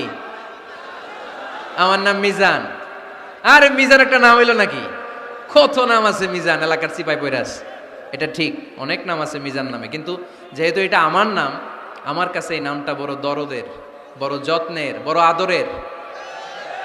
কারণ এই নামটা আমার পরিচয় বহন করে। ভাইয়ের নাম কি? স্বপন। স্বপন ভাই এলাকায় অনেক আছে না? তো সিম্পল একটা নাম, কিন্তু না, স্বপন মিয়াজি ভাইয়ের কাছে এটা সিম্পল না, এই নামটা ওনার কাছে বড় যত্নের। মানুষ তার নাম খুব পছন্দ করে নিজের নামের, কারণ দেখবেন কাগজ আর কলম পাইলে সবাই নিজের নাম লেখে, খালি নিজের নামের সিগনেচার দেয়, আসলে নাই। এরপরে দেখবেন যে কক্সবাজারে গেলে সাগরের তীরে বালু পাইলেই বালুর মধ্যে নিজের নাম লেখে, আবার ওই নামের পাশ দিয়ে লাভও আঁকে, আসলে নাই। আমি অনেক দেখেছি, সাগর পারে গেলেই মানুষের মন উথাল পাতাল করে, তো সাগরের বালিতে নিজের নামটা বড় করে লেখে চারদিক দিয়ে লাভ, মানে এই নামটারে আমি লাভ করি। এটা প্রমাণ করে প্রত্যেকে নিজের নামটারে বড্ড বেশি ভালোবাসে, ঠিক কিনা? এজন্য ফেনীর সোনার টুকরারা, খবরদার বন্ধুরা, নিজেরা যেন একে অপরকে এমন নামে না ডাকি যে নাম শুনলে সে কষ্ট পায়। আজ থেকে কোনো বাজে নামে কাউরে ডাকা যাবে? আব্বা আম্মা আদর করে কত সুন্দর নাম রেখেছে, আবু বাকর, ওরে সবাই ডাকে বকইরা, কপাল পোড়া। আব্বা আম্মা নাম রেখেছে আবু ওয়াক্কাস, ওরে ডাকে আকাইচা। কত সুন্দর নাম আমার আল্লাহর নামের সাথে মিলিয়ে আব্দুল কুদ্দুস নাম রেখেছে, ওরে ডাকে কুদ্দুচ্চা। আছে না নাই? কবিরা গুনাহ করেছেন আপনি, কবিরা গুনাহ। It's not a simple deal, এটা সাধারণ কোনো ব্যাপার না, এগুলো সবগুলো কবিরা গুনাহ। কোনোদিন কাউকে ঠাট্টা বিদ্রুপ করে কিছু বলবো না, কখনো অন্যের দোষ খুঁজবো না, কারো নাম বিকৃত করে কোনোদিন কারো মনে কষ্ট দিব না, ঠিক কি না? এরপর 8 নম্বরে আল্লাহ বললেন, ইয়া আইয়ুহাল্লাযীনা আমানু ইজতানিবু কাসীরাম মিনায-যন্নি ইন্না বা'দায-যন্নি ইস। অবিশ্বাসীরা খবরদার, অনুমান আন্দাজ নির্ভর কোনো কথা বলবে না, যেটা বলবে নিশ্চিত হয়ে বলবে। কার কথা? অনুমান নির্ভর কোনো কথা, আন্দাজ নির্ভর কোনো কথা কোনো মুমিন বলতে পারে? আমার কথা বোঝা যায়? হ্যাঁ ফেনীবাসী, কথা বোঝা যায়? ফেনী না হেনি? হ্যাঁ, আর বাড়ি হেনি, আইসাই রেনি। আপনারা কি ডাকেন, ফেনী না হেনি? ফেনী। মাশাআল্লাহ মাশাআল্লাহ, খুব সচেতন ফেনীবাসী। দেখছেন আপনাদের জেলা নিয়ে কিছু বললে খারাপ লাগে না? লাগে। তো নোয়াখালী করে গালি দিয়েন না, চিটাঙ্গারে গালি দিয়েন না, কুমিল্লাবাসীদেরকে গালি দিয়েন না। আমার 64 জেলায় সুজলা সুফলা শস্য শ্যামলা, ঠিক কিনা? 64 জেলা নিয়ে আমার এই বাংলাদেশ, প্রত্যেক জেলায় আমাদের সৌন্দর্য আছে না নাই? এক এক জেলার ভাষার সাথে আরেক জেলার ভাষার কোনো মিল। সিলেটে ছিল আমার গতকাল মাহফিল, তা আমি জিজ্ঞেস করছি, ভাই সাহেব খিতা খররা, আপনারা বালা আসুননি? তো মহা খুশি, কারণ ওদের ভাষায় কথা বলেছি, ওরা ওদের ভাষাটারে বড্ড ভালোবাসে। আমরা প্রত্যেকে আমাদের প্রত্যেকের জেলাটারে বড্ড পছন্দ করি, ঠিক কিনা? এই যে তানিবু কাসীরাম মিনায-যন, আন্দাজ অনুমান নির্ভর কথা মুমিন কখনো বলতে পারে? এজন্য আল্লাহর হাবিব বললেন, ইয়াকুম ওয়ায-যন ফাইন্নায-যন্না কাযাবুল হাদিস। খবরদার, তোমাদের উচিত আন্দাজ অনুমান নির্ভর কথা থেকে বেঁচে থাকা, কেননা অনুমান করে কথা বললে পাপ হয়। অনুমান করে কথা বললে কি হয়? আজকে থেকে আমার ফেনীর সোনার টুকরারা, অনুমান করে আন্দাজে কোনো কথা বলবো আমরা? বলবো না, ধারণা করে কিছু বলবো না। আর ধারণা করলেও ভালো ধারণা করব। কি ধারণা? রাস্তা দুইটা, একটা পজিটিভ আর একটা নেগেটিভ। মুমিন পজিটিভ ধারণা করে, মুমিন কখনো নেগেটিভ ধারণা করে না। তাহলে কোন দিকে যাব, পজিটিভ না নেগেটিভ? আওয়াজ করে, পজিটিভ না নেগেটিভ? যারা মুনাফিক এরা ইয়াত্তাবিউনা ইল্লা যান ওয়া ইন্না যান্না লা ইউগনি মিনাল হাক্কি শাইআ। যারা মুনাফিক এরা আন্দাজ অনুমান নির্ভর মানুষের ব্যাপারে কথা বলে, আর আন্দাজ অনুমান কখনো সত্যের বিকল্প হতে পারে না। আন্দাজ অনুমান কখনো সত্যের বিকল্প হতে পারে? এজন্য দৃষ্টিভঙ্গি বদলান, জীবনকে বদলায় দিবে কে? আমরা কখনো কোনো নেগেটিভ কথা বলবো না, অলওয়েজ পজিটিভ। অলওয়েজ কি? এই যে আমার হাতে কি দেখা যায়? পানির বোতল, তাই না? এখানে অর্ধেক পানি ভরাস। কাউকে যদি প্রশ্ন করি, ভাই কি দেখতে পাচ্ছেন, একদল বলবে এখানে অর্ধেক বোতল খালি দেখা যায়। উত্তরটা সঠিক, আসলে বোতলের অর্ধেক খালি। আবার এদিকে আরেকজনকে বললাম, ভাই এখানে কি দেখা যায়, বলবে হুজুর বোতলের অর্ধেক পানি ভরা। এটাও সঠিক উত্তর। প্রথমটা ছিল নেগেটিভ উত্তর, দ্বিতীয়টা পজিটিভ উত্তর, ঠিক কিনা? যারা সবসময় নেগেটিভ চিন্তা করে এরা খালি জায়গাটা দেখছে যে পানি নাই, আর যারা সবসময় পজিটিভ চিন্তা করে এরা পানি যে ভর্তি অর্ধেক ওইটা দেখছে। আমরা নেগেটিভের দিকে যাব না, মুসলমান থাকবে সব সময় always positive, come back positive, not go back negative. চিল্লায় বলতে হবে, ঠিক কিনা? কখনো আন্দাজ অনুমান নির্ভর আমরা কিছু বলবো না। 9 নাম্বার, একেবারে শেষের দিকে চলে আসছি। 9 নাম্বার, আল্লাহ বললেন খবরদার, ওয়ালা তাজাসসু, গোয়েন্দাগিরি করো না। গোয়েন্দাগিরি করা হারাম। গভর্নমেন্ট যে গোয়েন্দা বিভাগ রেখেছে এটা না, এটা দেশের আইন শৃঙ্খলা বজায় রাখার জন্য এটা জরুরি। আল্লাহর হাবিব সাল্লাল্লাহু আলাইহি ইসলামেরও নিজস্ব গোয়েন্দা ছিল, কিন্তু আমরা যে নিজেরা গোয়েন্দাগিরি করি এটারে হারাম ঘোষণা করেছে কে? অনেকে আছে দেখবেন জানলা একটা খোলা থাকলে উকি মারে। আলহামদুলিল্লাহ ফেনীতে এগুলা নাই।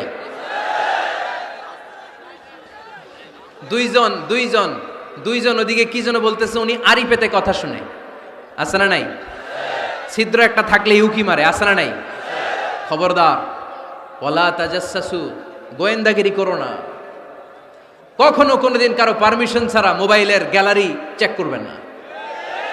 কখনো কারো পারমিশন ছাড়া তার ফেসবুকের মেসেঞ্জারে কে কার সাথে চ্যাটিং করেছে এটা করা যাবে না। কখনো কারো পারমিশন ছাড়া তার মেইলের ইনবক্স খুলে দেখা যাবে না। কখনো কারো পারমিশন ছাড়া কারো ব্যক্তিগত চিঠি পড়া যাবে না। দিস ইজ ইসলাম, এটাই ইসলাম। আমরা ইসলামরে শুধু নামাজ আর রোজা আর জিকির আর এই দাড়ির মধ্যে সীমাবদ্ধ করেছি। প্রত্যেকের একটা প্রাইভেসি আছে না নাই? Everyone has privacy and no one should interfere in his privacy or in her privacy. প্রত্যেকের একটা প্রাইভেসি আছে না নাই? মানুষ ছোট হলেও তার একটা সম্মান আছে না নাই? এজন্য ছোট্ট বাচ্চাদেরকে কখনো প্যান্ট খুলতে বলবেন না। অনেকে বলে আরে ছোট মানুষ, খোল, আরে তুই খোল, এই খোল তো, আছে না নাই? ওরও প্রেস্টিজ আছে, ওরও সম্মান আছে। খবরদার, everyone has a personal space and no one should interfere someone's personal space. কারো পার্সোনাল স্পেসে যেন আমরা নাক না গলাই। অনেকের বদ স্বভাব ফ্যামিলি ম্যাটার নিয়ে, প্রাইভেট ম্যাটার নিয়ে কথা বলে। ভাই কি চাকরি করেন, সরকারি না বেসরকারি? সরকারি। বেতন কত? উনার বেতন কত? এটা দিয়ে আপনার কি লাভ, ঠিক কিনা? মানুষ একটা দেখলে ভাই বয়স কত, ভাই বেতন কত, ফার্স্ট ইমপ্রেশনে, ফার্স্ট যখন আপনি কারোর সাথে দেখা করবেন বেতন কত, বয়স কত, এগুলো জিজ্ঞেস করা যাবে? কেউ যখন কারো ঘনিষ্ঠ হয়, বন্ধুতে রূপান্তরিত হয়, তখন এই কথাগুলো। কিন্তু শুরুতেই প্রাইভেট ম্যাটার নিয়ে, পার্সোনাল ম্যাটার নিয়ে খোঁচাখুচি করা যাবে? ওয়ালা তাজাসসু, গোয়েন্দাগিরি করো না। গোয়েন্দাগিরি করাকে হারাম ঘোষণা করেছে কে? শেষ কথা বলি, 10 নম্বরে আল্লাহ বললেন, 10 নম্বরে রব্বুল আলামিন বললেন, ওয়ালা ইয়াগতাব বা'দুকুম বা'দা আইয়ুহিব্বু আহাদুকুম আইয়াকুলা লাহমা আখিহি মাইতান ফাকারিহতুম। খবরদার, কেউ কারো গীবত করো না। কি করো না? গীবত করো না। এই উঠতেছে কে? বসেন, এখনই কথা শেষ হবে, একসাথে উঠবো, বসেন। আমার দিকে তাকান, আওয়াজ বন্ধ করুন। একে অপরের গীবত করো না। ব্যাকবাইটিং, চুগলখড়ি, আলহামদুলিল্লাহ ফেনীতে এগুলা নাই। চায়ের দোকানে বসে এর কথা ওর কানে, ওর কথা ওর কানে বইলা সমাজ একটা গিরিঙ্গি লাগায়, আছে না নাই? আল্লাহর হাবিব বললেন, আতাদরুনা মাল গীবা, গীবত কারে বলে জানো নাকি? সাহাবীরা বললেন, আল্লাহু ওয়া রাসূলুহু আ'লামু, আল্লাহ আল্লাহর রাসূল ভালো জানেন। বিশ্বনবী বললেন, যিকরুকা আখাকা বিমা ইয়াকরাহু, তোমার কোনো ভাইয়ের অনুপস্থিতিতে তার ব্যাপারে এমন কোনো কথা বলা যেই কথা শুনলে সে মনে কষ্ট পাবে। গীবত কারে বলে বুঝছেন? আপনার ভাইয়ের অনুপস্থিতিতে আপনার ভাইয়ের ব্যাপারে এমন কোনো কথা বললেন যেটা শুনলে সে মনে কষ্ট পাবে। এক সাহাবী বললেন, আফারাইতা ইন কানা ফি আখি মা আকুল, নবী আমি আমার ভাইয়ের ব্যাপারে যেটা বলছি এটা যদি সত্যিই হয়, তার মধ্যে যদি আসলেই এই সমস্যা থাকে, তাইলে? আল্লাহর হাবিব বললেন, আরে তাইলেই তো গীবত। আর যদি তোমার ভাইয়ের মধ্যে এই দোষ না থাকে বানায় বলো, তাহলে এটা গীবত না, গীবতের চেয়ে ভয়ঙ্কর। ফাকাত বাহাত্তাহু, এটার নাম বহতান আর মিথ্যা অপবাদ। চিল্লায় বলেন ঠিক কিনা? কোন মুমিন গীবত করতে পারে? গীবত করার মৃত ভাইয়ের পচা গোশত খাওয়ার সমান। কোন মুমিন কখনো গীবত করতে পারে? এখন হালাল পন্থায় গীবত চলে আমাদের দেশে। কিভাবে জানেন? কথা শুরু করে এইভাবে, কথা বললে তো গীবত হয়ে যায়, বললে তো গীবত হয়ে যায়, তারপরেও বলি একটু, আছে না নাই? হালাল পন্থায় গীবত কি কমু ভাইজান, বললে তো গীবত হয়ে যায়। হালাল করতেছে এটা, হালাল হালাল হালাল না, বললে যদি গীবত হয়ে যায় তো বলবেন কেন? থামেন। কোন মুমিন কখনো গীবত করতে পারে? মেরাজের রাতে আল্লাহর হাবিব সাল্লাল্লাহু আলাইহি ওয়াসাল্লাম দেখলেন কিছু লোক লাহুম আযফারুম মিন নুহাস, তামার আগুন দিয়ে নখ বানানো, নখর ধারালো, ইয়াখদাশুনা বিহি উজুহাহুম ওয়া সুদুরাহুম, তারা তাদের নখ দিয়ে জাহান্নামে নিজের গালের গোশতগুলো, বুকের গোশতগুলো ছিঁড়ে ছিঁড়ে খাচ্ছে, আর তাদের ব্যথা যন্ত্রণা দেখে পুরো জাহান্নামের অন্য লোকরা থারথার করে কাঁপছে। আল্লাহর হাবিব বললেন, ইয়া জিবরিল মান হুম মান হাউলা, এরা কারা? সাইয়েদনা জিবরিল বললেন, হুম আহলুল গীবাতি মিন উম্মাতিক, এরা আপনার উম্মতের মধ্যে চায়ের দোকানে বসে বসে যারা গীবত করেছিল তারা। এজন্য কোন মুমিন গীবত করতে পারবে না। অন্যের গীবত আমরা করব না, দোষ খুঁজলে নিজের দোষ খুঁজবো। এই 10টা গাইডলাইন এই ফেনী জেলায় যদি কালকে থেকে ইমপ্লিমেন্ট হয়, আপনাদের কি মনে হয় ফেনীর কোনো এলাকাতে, কোনো থানাতে মারামারি, বিশৃঙ্খলা এগুলো থাকবে? থাকবে? সব শেষে আল্লাহ তাআলা আমাদেরকে ঐক্যবদ্ধ হওয়ার কথা বললেন। আল্লাহ 5 বার বিশ্বাসীদেরকে ডাক দিলেন, 6ঠবারে আল্লাহ দুনিয়ার সবাইরে ডাক দিলেন, আস্তিক নাস্তিক হিন্দু বৌদ্ধ এদেরকে ডেকে আল্লাহ শেষ করলেন। শেষ কথা শুনতে মনে চায়? এতক্ষণ আল্লাহ বলছে ইয়া আইয়ুহাল্লাযীনা আমানু, এর মানে কি?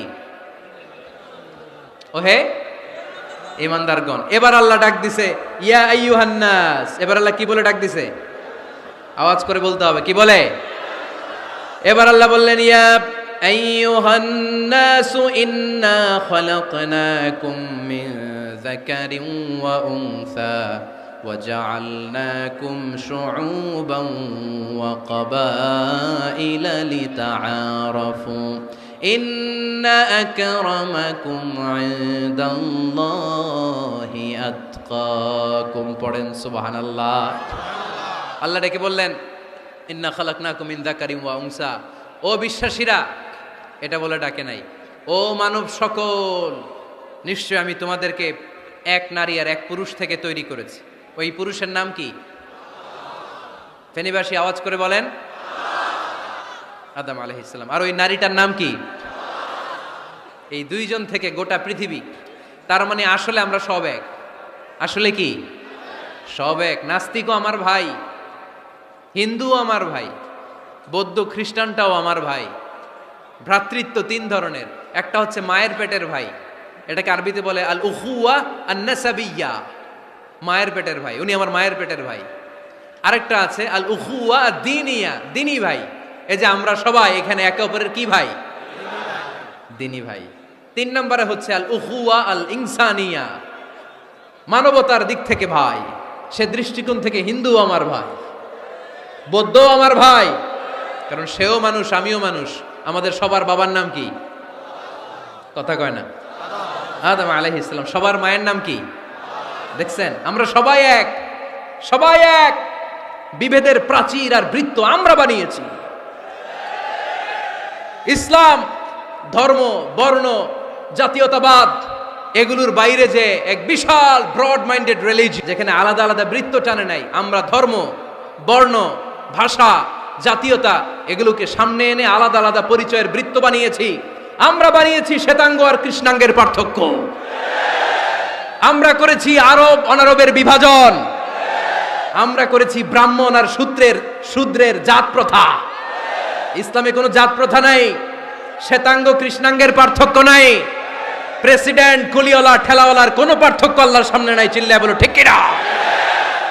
যার প্রমাণ, প্রেসিডেন্ট যখন নামাজে দাঁড়ায় তার পাশে রিকশাওয়ালাও নামাজে দাঁড়ায়, তার পাশে শিক্ষকও নামাজে দাঁড়ায়, তার পাশে ব্যবসায়ী ভাই নামাজে দাঁড়ায়, তার পাশে ছোট্ট ছেলেটাও নামাজে দাঁড়ায়। আল্লাহর সামনে গোটা সব বিশ্বের মানুষগুলোরে এক কাতারে দাঁড় করিয়ে দিয়েছে কে? কোনো পার্থক্য নাই। এই পার্থক্য বিভেদের প্রাচীর আমরা ভেঙেছি, এই বিভেদের প্রাচীরকে ভেঙে গুড়িয়ে দিতে হবে। আমরা মানুষকে মানুষ হিসেবে কনসিডার করি না, দেখলেই বলি কোন দল করেন, দেখলেই বলি কোন পীরের মুরিদ, দেখলেই বলি কোন দল করেন। না না, সবার আগে পরিচয় হচ্ছে আমরা সবাই মানুষ। বাবার নাম আদম, মায়ের নাম হাওয়া। আর আমাদের মধ্যে সবচেয়ে বড় পরিচয় হচ্ছে আমরা মুসলিম। এখানে আমি মুসলিম ছাড়া আর কাউকে দেখতে পাচ্ছি না, সব মুসলিম। আমার কাছে পীরের মুরিদ নাই, তাবলিগের ভাই নাই, জামাত ইসলাম নাই, শাসনতন্ত্র নাই, ঐক্যজোট নাই, বিএনপি নাই, আওয়ামী লীগ নাই, কিচ্ছু নাই। আমি বুঝি মুসলমান। আমরা একে অপরের মুসলমান বলে কনসিডার করতে চাই না তো, খালি পিস পিস করি, টুকরা টুকরা করে দেশটারে শেষ করে দিলাম। আমাদের প্রভু কয়জন? নবী কয়জন? কোরআন কয়টা? কিন্তু আমাদের মধ্যে বিভাজন। আমরা কি বিভাজন চাই নাকি ঐক্য চাই? আমাদের প্রভু এক, এক নবীর উম্মত, জীবন বিধানে কইশি বাণী কোরআন। তবে কেন এক নও হে মুসলমান, এক হও করিয়া আহ্বান। পড়েন আমিন। বাইতুল্লাহ এক, মদিনা শরীফ এক, উহুদ পাহাড় এক, বদরের মাঠ এক। ঠিক কি না? একটা তো জীবন আর মরণ যে একটাই, একের সাথে মিলে মিশে একটাই প্রাণ। তবে কেন এক নও হে মুসলমান, এক হও করিয়া আহ্বান। পড়েন আমিন। বিভেদের প্রাচীর আর দেয়ালকে ভেঙে দেওয়ার জন্য এই যুবক ছেলেগুলাই যথেষ্ট। ঠিক কি না? আমার বাংলাদেশকে মাদক মুক্ত করার জন্য, ইফটিজিং মুক্ত করার জন্য, সুদ মুক্ত করার জন্য, যৌতুক মুক্ত করার জন্য আমার ফেনীর কলিজার টুকরা যুবকেরাই যথেষ্ট।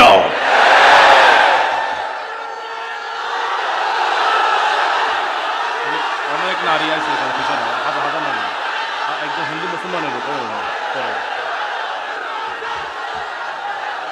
অনেক নারী আছে, হাজার হাজার পিছনে, পুরো পুলিশরা সবাই আছে।